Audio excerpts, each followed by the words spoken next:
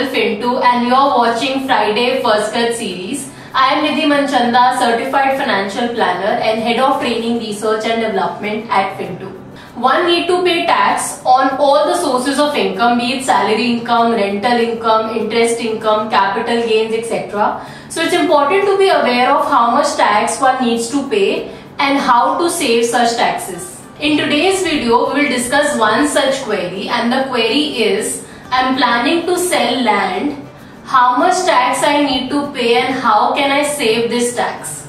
So let's understand this and answer this query in this video. So stay tuned. First of all, check whether you will be selling this land after holding it for 24 months or not. In case you are selling this land within 24 months, then the gain that you will have will be short-term capital gain. And there is no capital gain exemption on short-term capital gains. You will have to pay it. And if you ask how much tax you need to pay on your short-term capital gain on selling of your land, it will be as per your slab rates.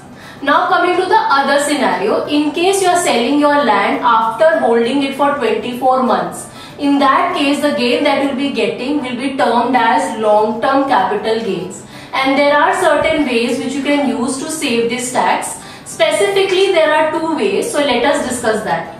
First way is by investing into capital gains bond. Now these bonds are specifically meant for saving your capital gain. So you can invest your gain amount into these bonds to save your taxes. Now if we talk about what these bonds are, these are basically bonds of specified entities like National Highway Authority of India, Rural Electrification Corporation, Indian Railway Finance Corporation and Power Finance Corporation of India. So you can invest into these bonds to save your capital gain tax.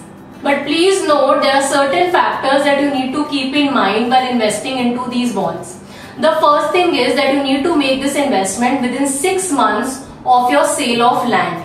Second important thing is that the maximum exemption limit that you can get by investing into such bonds is 50 lakhs only.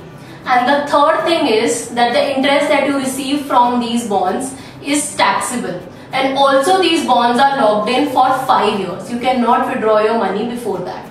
The second way to save your long-term capital gain here is by investing into another residential property.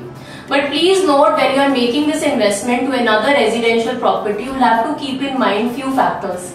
The first one and the most important thing is the time horizon. So when you are investing your money into a new residential property, it has to be either 1 year prior to the sale of land or 2 years after the sale of land. So in this time period only you will have to make your investment. In case you are investing into a new residential property which is under construction, then you will have to make sure that the construction gets completed within 3 years. Then only you will get this benefit. Also please note that in order to claim this exemption, only one house property needs to be purchased or constructed. Now coming to the next important part, amount of exemption. How much amount will be exempted from tax? Now unlike your capital gain tax exemption in case of house property, wherein entire amount of gain if you invest into another property, your entire long-term capital gain tax is exempt. But in this case, when we talk about land, in that case if you want to get that capital gain exemption, you need to invest the entire sale proceeds that you receive from selling of that land. In case you invest just one part of that sale proceeds, you will get the exemption but proportionately. So in order to find out the amount of exemption for yourself, you need to calculate using a formula. You can see this formula on your screen. So using this, you can definitely calculate the proportionate amount which you can claim for capital gain exemption.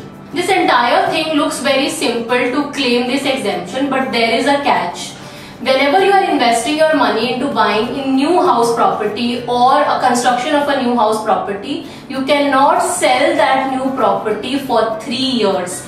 In case you sell that property within 3 years, this entire thing will not work and you will have to pay capital gain tax as per the original tax rates. And long-term capital gain tax in case of sale of land or property is 20% with indexation benefit. In case you have not invested your money into this time window, that is 1 year prior or 2 years after, and your income tax return filing date has come, then before filing your income tax return, you will have to park this money into a capital gains account with any public sector or any other bank, and then show that as a proof that you'll be utilizing these proceeds to actually invest into a new residential property so that you can take the benefit of capital gain exemption. I hope this video was useful, and for more such queries, feel free to get in touch with our finance and tax experts. Also, if you have similar query related to this, you can park your query in the comment section. We'll definitely answer your query there.